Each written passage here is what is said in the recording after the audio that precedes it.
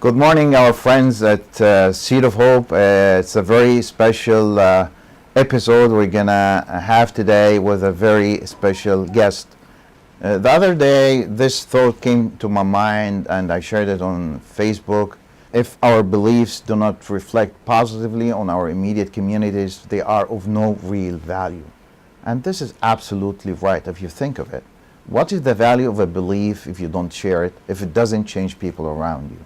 Our guest today is Victor Chacon, and he is immigrant to Canada since long time ago, and he has very interesting story he wants to share with us today at Seed of Hope. Hearing this, Victor, welcome to Seed of Hope. Thank you.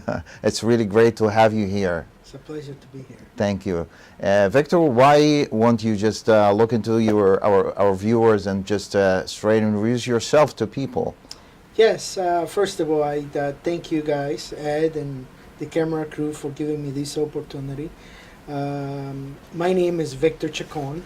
I'm a salesperson at one of the dealerships, but usually what my job is basically to put the word out there about Jesus Christ.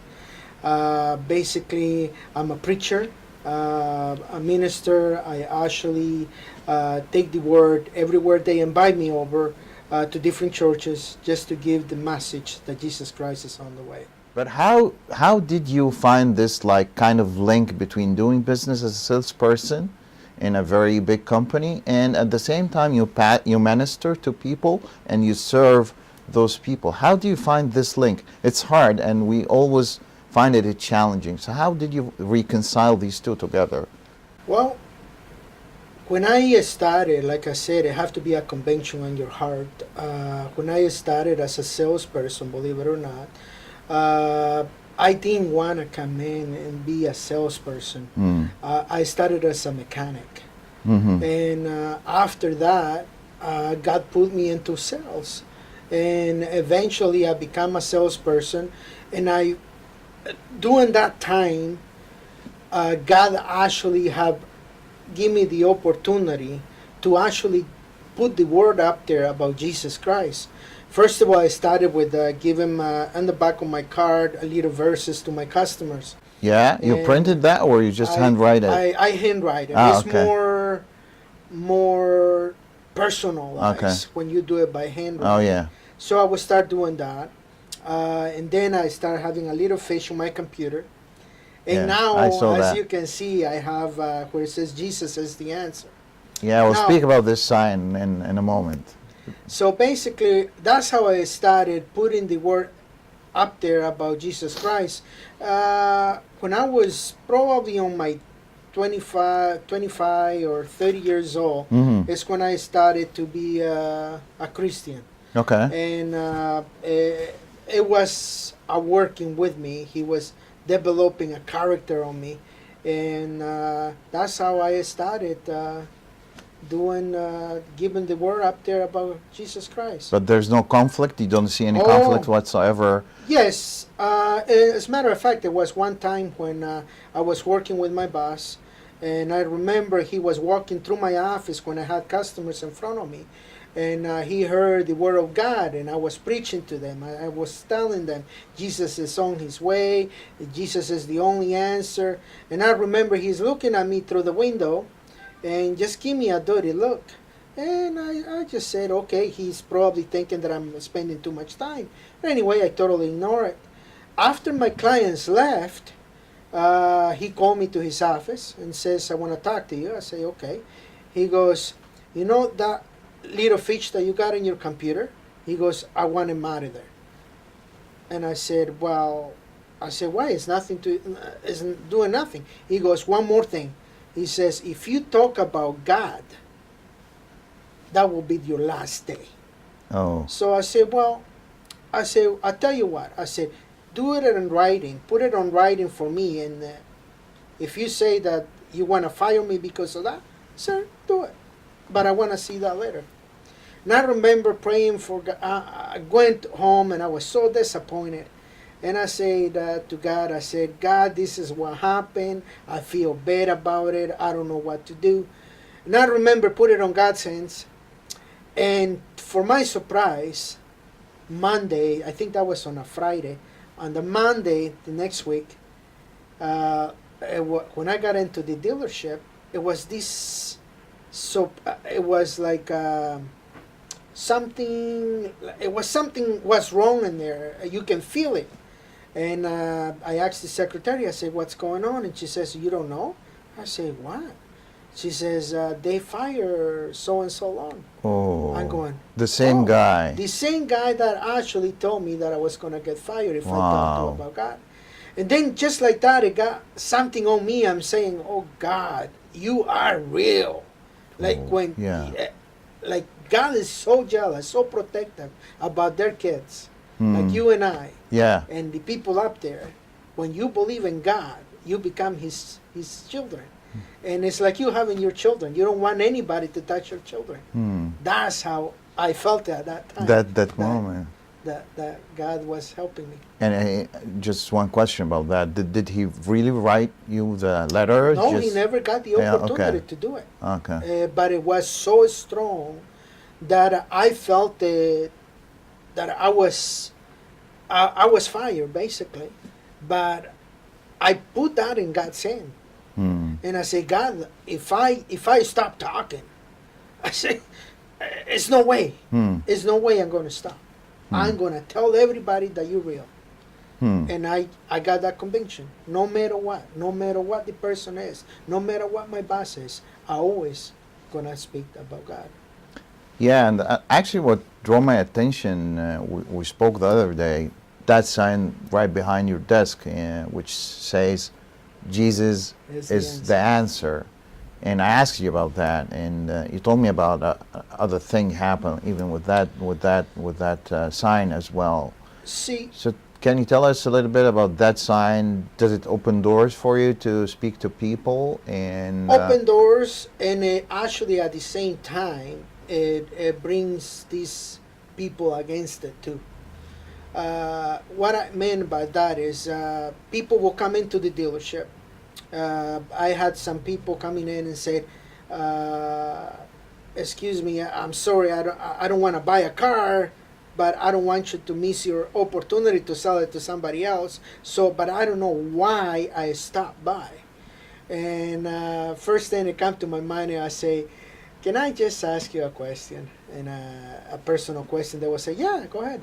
I say, are you a Christian? Are you a God believer? And he says, well, yes. Why would you ask? I say, I know why you're here. See, if I go back a little, I'll tell you the story. In the year 2003, January the 18th, my dad died. He was evangelist. He preached the word of God. He basically, he was a man of God. He will do everything. People will come in from other countries, don't have no food, no clothes. If he knew about those people, he will be the first one to go and buy food. He will be the first one to buy clothes and give it to them. And I used to say to my dad, why would you do that? You hardly have any money. He hardly have any money, but he had everything, if you know what I mean. He never was a necessary of anything. And I'm thinking, okay, if he does that, he came and got him at that day, and I blame God for taking him. And I will remember saying to God, I say, where are you? Like, if you're really God, why would you come and get this man? And I say, I remember that day, and it was that much snow on the ground. And I remember saying to God, I said, you know what, God? You're not a God. There's no way a God exists like that and take a man like that. I mean, 57 years old, and he take him. And I remember being on the back and talking like this, and God with that pain. And I said, I hear a voice and said, get up. Because I was on my knee crying. And I'm thinking, okay, I'm hearing things. And I keep on crying again. And then I heard it very strong the second time. It says, get up. This time it scared me.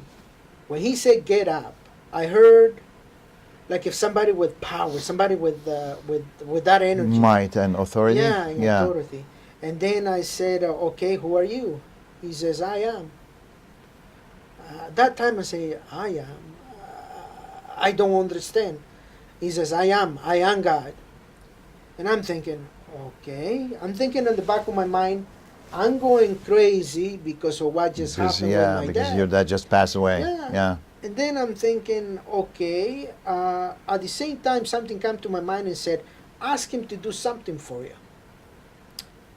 I say, God, if you're real and you are the God that you say you are, for you is nothing impossible. I say, do something for me.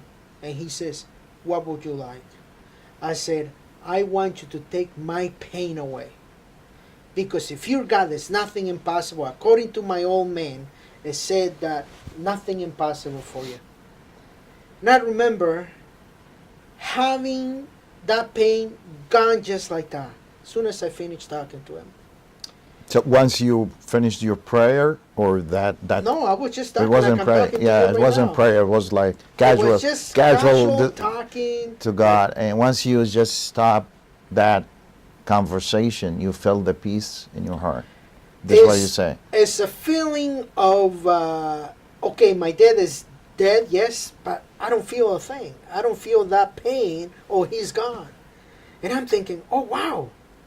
And before that, I say to God, if you do this for me, I say I'll become a 100% believer.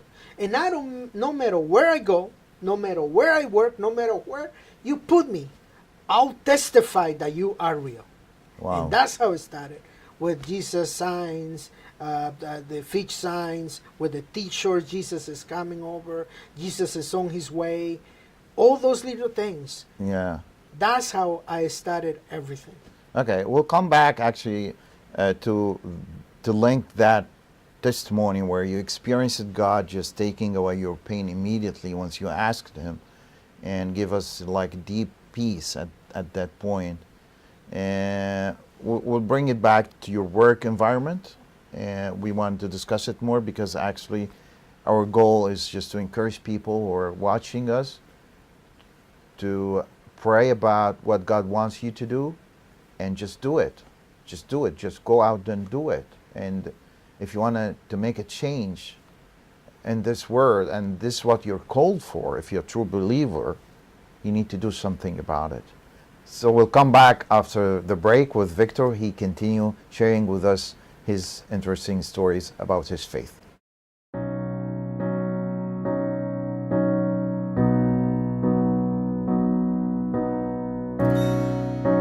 Into your hand I commit again with all I am for you, Lord. You hold my world in the palm of your hand, and I am yours forever.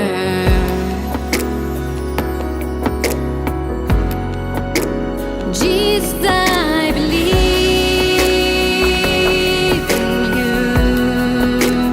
Jesus, I belong to you. You're the reason that I live, the reason that I sing with all I am.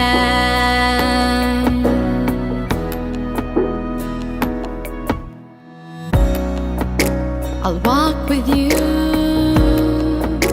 wherever you go, through tears and joy.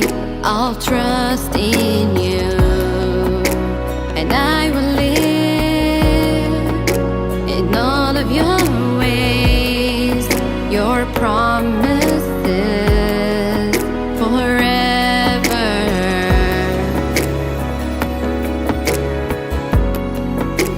Jesus, I believe in you. Jesus, I belong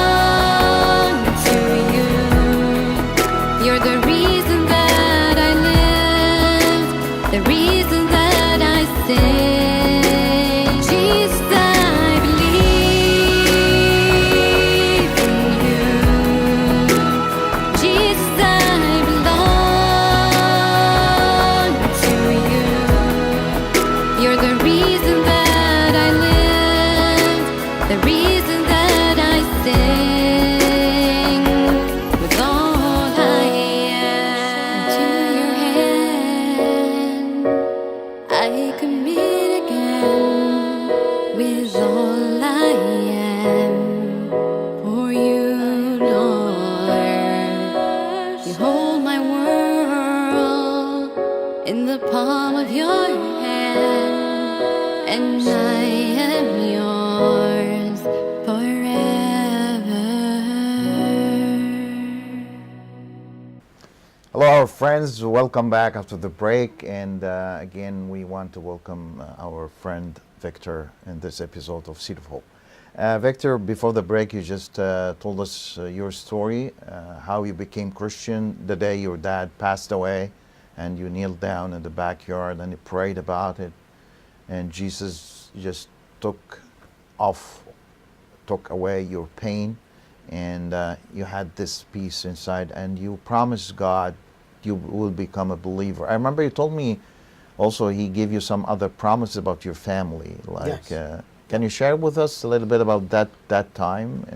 Yes, basically, at that time, when I was talking to him, like I'm talking to you, was on the back of the of my house, and I remember saying what was going to happen, and I say to God, I said, well, my wife is not a Christian, my brother is not a Christian, and he told me that he was going to become a preacher, and that my wife will become a believer.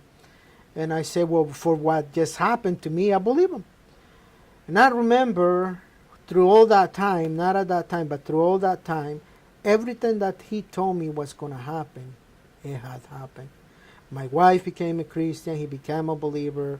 My brother became a Christian, he became a believer. I became a Sunday teacher. So all these things had happened that he told me was going to happen. Hmm. But people, I remember people did not believe you in the beginning, right? You No, when you especially start to share those thoughts or like convictions with people, even your own family, they didn't believe you, right? yes. As a matter of fact, when I was talking to God, and or God was talking to me at that time when my father passed away, and I was at the back of the house, I ran to my mom because I wanted to share that feeling that I don't feel the pain anymore. And I say, Mom, I say, you won't believe this. My aunt was there, and I said, you guys won't believe it. God is talking to me right now. And my mother, I remember she's saying, well, I know, son, God has talked to us all the time. I say, no, Mom. I said, you don't understand. I'm hearing his voice right now. And she says, well, I know, son. So she never got it, not either my aunt. So I ran downstairs where my brother was crying, down the basement. And I said, brother, I said, God is real. God is real, man. I said, God have talked to me. He can help you. And I remember my brother says, you know what, get out of my face. Oh. So I said, okay. So I'm thinking after that, God keep on talking to me. So they did not believe me. With the time went by, he showed me things, what was going to happen on the future, with my family especially, where I was going to be at that time. And it was that message about the clock. Yeah, we're coming to that clock thingy, but everything God promised you Had happened. Only Okay. one thing, which is It's about the clock. about the clock. Okay, we're coming to the clock because this is a big thing here. And I'm not sure if we can get this in the camera, but sorry, I'm surprising you guys, but there's something here I want to get in the camera I didn't tell you about. It's a picture of It's the a clock. picture, yeah, it's a picture of the clock. But before going there, actually, I wanted just to go back to your desk, this is your ministry, Yes. actually. Yeah. And you told me something interesting because about your job as a salesperson and being a pastor and how things are working together. I remember a time when my pastor asked me a question, says, how can you preach the word of God and sell cars at the same time? When it comes in sales, a lot of people, and I was a witness, when I came to this country, I got a lie, cheat, like 4 times. I bought my first car in a little dealership, which they took my money. I bought it from a big dealership, which they lied to me. I bought it separately from a person. That was the worst one, where she says to me, "Buyers beware." I took the car to the mechanic right after I buy it from her, and the car was no good. The motor was totally Wow. and I was very angry. All that, it put me into a situation that I believe that being a salesperson, it was the worst person you can ever meet. And I remember thinking on that, and I say to God, and I say, how much I wish that one day I will make a difference. And that was it. I just thought about it. I started as a mechanic, never thinking of being a car salesman. But every time I went to a dealership, or I always wanted it to work on motors, transmissions, everything. You cannot do that in big dealerships. You have to go to the smaller little dealerships. So I fixed the cars, finished fixing all the cars, and because they pay me hourly rate, the owner will say, okay, you finish everything. I'm not going to pay you for you sitting down, so why don't you go and sell the car? Yeah. And to make the story short, I used to sell more cars Then you do it. than the salesman. Oh, wow. So then they will took me out as a mechanic and put me as a salesman. I said, no, I didn't got the job for a salesman. I got the job as a mechanic. I don't want it. So I did it twice. I got hired as a mechanic. They put me as a car salesman. I say, no, I don't want it. Well, God has a plan for each one of us. And to make the story short again, I got this place where they want me as a full-time salesman. My wife says, why you fight it? Why you keep on fighting? People are calling you. Even if I quit doing the mechanic job because I didn't want to be a salesman. So people will call me at my house because they used to have my cell phone number and says, well, get me a car. Go with me. And I used to go and take him, find him a car and all that. And that wasn't even my job. But they will pay me for that. And then this guy come along and says, I want you as a full-time. And then I'm thinking, okay, God, take the advice of my wife. And I said, I had 2 jobs at that time.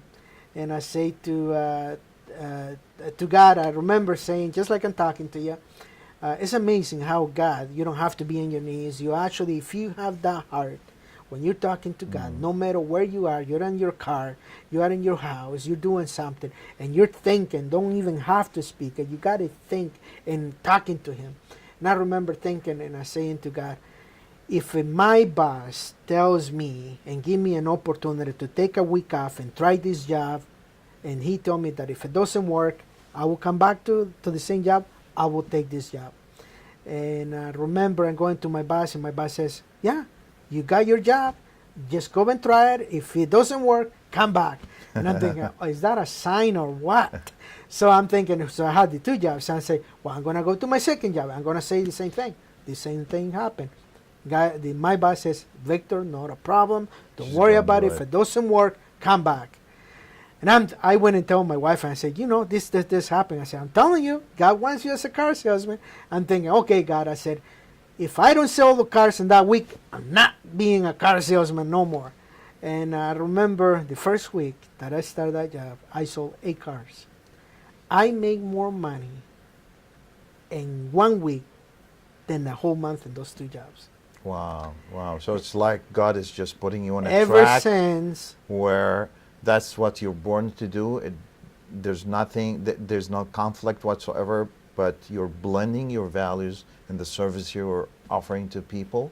It's not only the sign you put right behind you, it's not only the verses that you write on the back of your car, but honesty and showing people that is a real thing that you're offering to your customers. when I saw that, I'm thinking and things came to my mind, and I'm saying God puts His people where it's needed.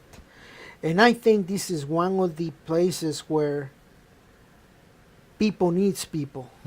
And there, because there's a lot of things going on. I seen so many things, so many wrong things. People are taking advantage because they don't know. And this is one of the things where I say people will call me and says, "Can you give me advice?" Even if they don't buy a car from me, Yeah, for one so way they or the trust other, you. because they either went to another make because they like that make. They will phone me and say it, and they will fax me their bills of sale and say, "Victor, what do you think? Check this for me. Check that for me." I don't have a problem with that. What I see it, and I say to them, if you put it on God's hands before you do anything, God will guide you through the right way. Victor, I remember you told me that God is talking to you in dreams, and one of the dreams or revelations that God showed you is about clock. I'm gonna share it actually with our viewers now, so they can see it. It's something interesting. I want you just to. God showed you like two clocks. One is like analog, and the other one is digital, like it's showing here, and. There was a message behind it, which God told you about, and it's right on the screen so people can see it. You draw it immediately when you woke up. Mm-hmm. So can you tell us a little bit more about that dream? Yes. Basically, what happened in that dream, I remember that day that it was around, I would say, but around 3 or 4 o'clock in the morning. Mm-hmm. And I remember waking up with this in my mind. And as soon as I got that dream, you can feel it when it comes from God. Mm. And one thing that I learned, that is, if it's a dream from God, He will give you an answer right away. Mm. So I remember going on my knees and I said, "God, what you trying to tell me in here?" And I remember coming to my mind, God says, "The clock, remember the clock, the digital clock?" He says, "Did you see that?" I say, "Yes." It's a digital clock, and it was 10 to 12.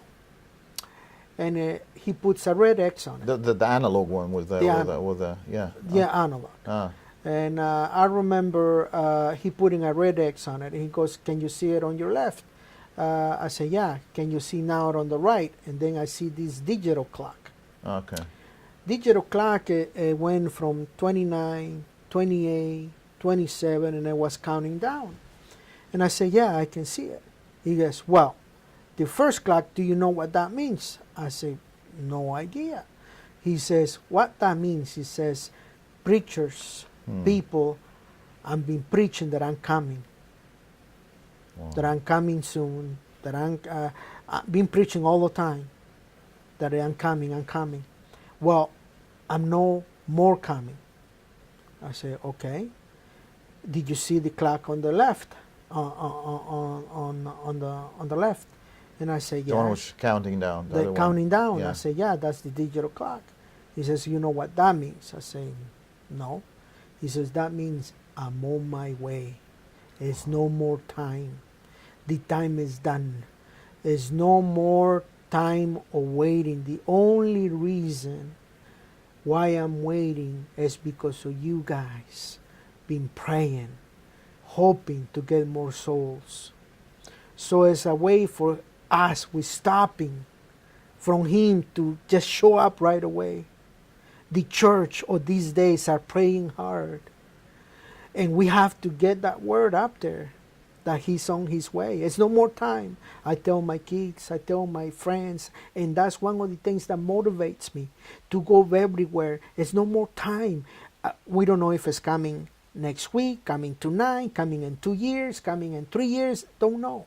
Because the Bible says that we don't know the time when He's going to come in. But one thing that He told me, He says, I'm on my way.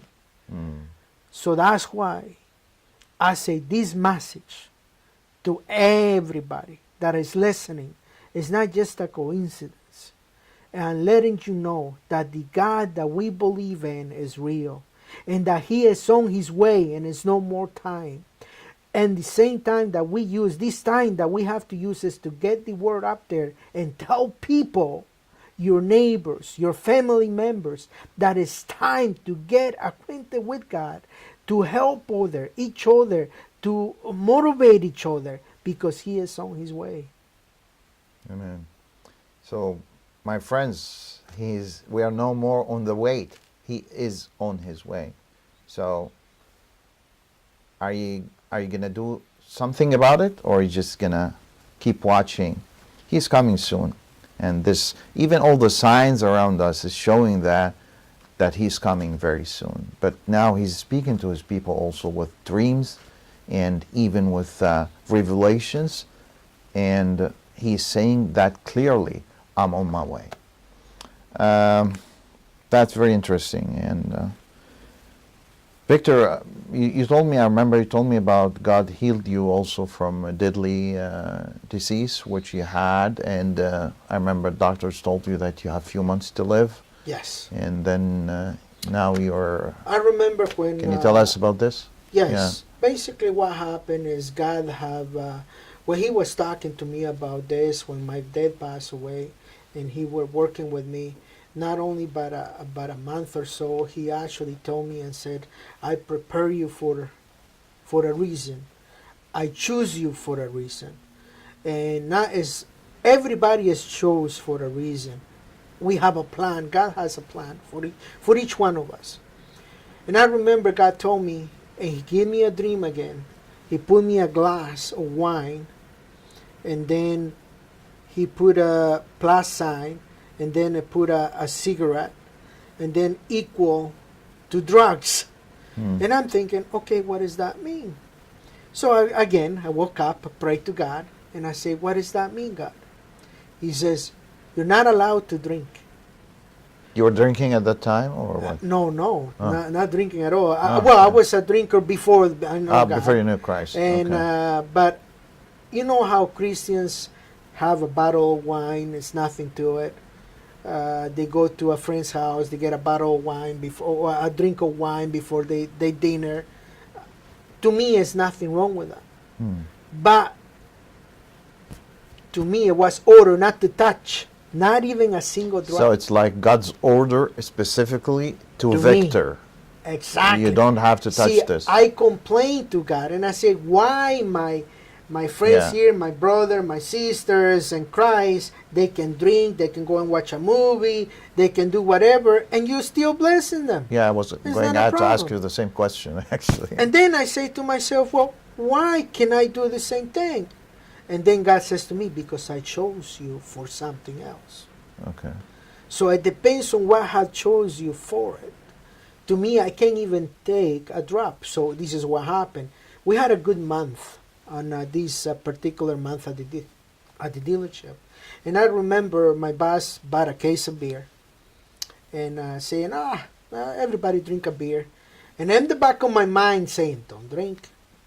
And I think, God, You still remember that I dream? still remember that dream came to place. And I remember saying, well, one beer, what is it going to be, one beer? But everybody is like saying, come on, just take a one beer. And I'm thinking, okay, one beer. I remember taking that beer. On my way home, I felt it like I was going to pass out. My stomach got big. I remember getting into almost across from the hospital, and I say I was so badly pain that I had to stop, and I said the hospital is right there. I can go in and see. And I Wow. remember going to the hospital, going in the parking lot. I didn't even park in the emergency. Going to the hospital, and they took me there, and they put me in the bed. And to make the story short, they did the X-rays. And I remember waking up the next day, and the doctor come in with these notes and everything. He says, he was just going around and around. I say, listen, I'm old. I say, please, don't go around. Tell me exactly. I'm not a baby. I remember saying those words. And the doctor say, you got 3 months. Oof. I say, what do you mean I got 3 months? He says, 6 months the most. And I say, like, what are you talking about? He says, go and enjoy your family. Wow. You got pancreatitis. Your pancreatitis is so bad, and your intestine is blocked, this and that. It was totally a mess. And I'm thinking, me? What are you talking about? I said, can be. He says, I'm sorry, here's the X-rays. And I'm thinking, okay. So at that time, I always see it on movies that it's like a video from when you are a baby and it goes, what did you do? Like, what did you do to change something? What did you do on this earth? And I'm thinking, oh my gosh, what did I done? Like, nothing. So I'm thinking of, I remember calling my wife and I said, I don't know how to tell you this, but they told me to take some time off and enjoy it. And she says, what do you mean? I say, and I told her what I had, and I remember she took it by surprise, didn't know what to say. And I remember other doctors, the very next day, they were doing some other stuff, some other x-rays. But that night, I remember going on my knees, right beside the bed, and said, God. In the hospital. In the hospital. I said, God, you told me that I was going to preach, I was going to teach, that you were going to spare my life and you're going to extend my life. And I say, I repeated it. And I said, and I know you're real. I remember going to bed and God gave me a dream. And just like I closed my eyes, he says, remember what I showed you? The wine. Said, the wine. The wine, if you drink, and then that drinking is going to go to smoking, the smoking is going to go to drugs if you continue. He goes, you disobeyed me. Wow. And I'm thinking, I remember, as soon as he said that, I woke up. I cried like a baby. I went in my knees and I said, God, if you only give me one more chance, and I promise you, I won't even take a drop, but give me that chance, because I feel like I haven't done anything. Say, give me that. And I remember that the next a week went by, and the 3 doctors came, and they come over to my bed, and he says, I want to show you something. I said, okay. So I'm thinking, the worst. He says, see this x-ray? And see this x-ray? I can hardly notice, but they know. Yeah. And I say, he goes, here's your pancreas. Here's nothing. And I said, what do you mean here's nothing? He goes, you don't have nothing. Wow. I said, well, what do you mean I don't have nothing? He goes, something had happened. He goes, we don't understand it. You call it a miracle. We say that we made a mistake. And I say, how can you say you made a mistake when I have my stomach big and on this and that? He says, well. Wow. Wow. And I remember. When this happened, do you remember? That was, my son is 11 years old. I'll say about 12 years old. 12 years ago. Wow. Yeah. Wow. So from 6 months to 12 years, healthy, nothing happened, didn't come back, nothing. But that's why I say to everybody, when God gives you a promise and he tells you what to do, don't wait. Listen and do what he says. All right. Victor, it's really interesting, and we're at the end of our episode now. I want you just to look straight to your camera, and if you have a final message to our viewers and you want to share something else, just feel free to do it. Here's your camera, and you have a few seconds to do that. I want to take this opportunity and that it's not a coincidence that you're watching or you're listening. Just remember that God is real, like you and I, and he wants us to take this message to wherever you go, not only you saying it, but with your bodies, with your actions, or being of a fellowship or believer, because we can not only preach when we speak, but we can preach with our bodies, with our actions. But one message that I'm going to tell you, that you have to spread the word up there, that he is on his way, that Jesus is the answer, that Jesus is on his way, and that you have to, in every opportunity that you have, everywhere you go, at work, you going in a trip, whatever you think that is, God will actually take you to those places, and just have to say Jesus is on his way. Believe it. Jesus is on his way. Thank you, Victor. Thank you so much for your time. Really appreciate being with us today, and for this great message, and great message of hope, and great message of like making us like ready for his second coming. Thank you again. Amen. Thank you. You're welcome. Friends, we've reached to the end of our episode today, and I wanted just to remind you with the quote I shared at the beginning of the program, that if our beliefs do not reflect positively on our immediate communities, they are of no real value. Another quote from Martin Luther King Jr. He said that the hottest place in hell is reserved to those who remain neutral in times of great moral conflicts. And those are the times that we are living in now. Great moral conflicts, evil around us in every place. So what are you going to do about it? As Victor shared with the clock dream, that Jesus told him that he is on his way. Jesus himself said in the book of Revelation, the last book, the last verse, he said that I'm coming soon. So he is coming soon. This is the reason for Victor, people like Victor and ourselves at Seed of Hope, we're just doing this all the time. We speak out and share our faith, and we know that this is the only thing, the only hope for a falling humanity.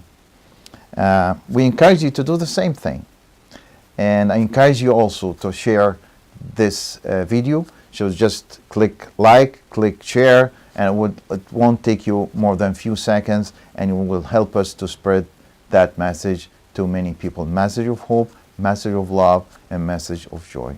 Thank you for watching, and we promise we're coming soon with another great episode of Seed of Hope. See you soon. God bless you all.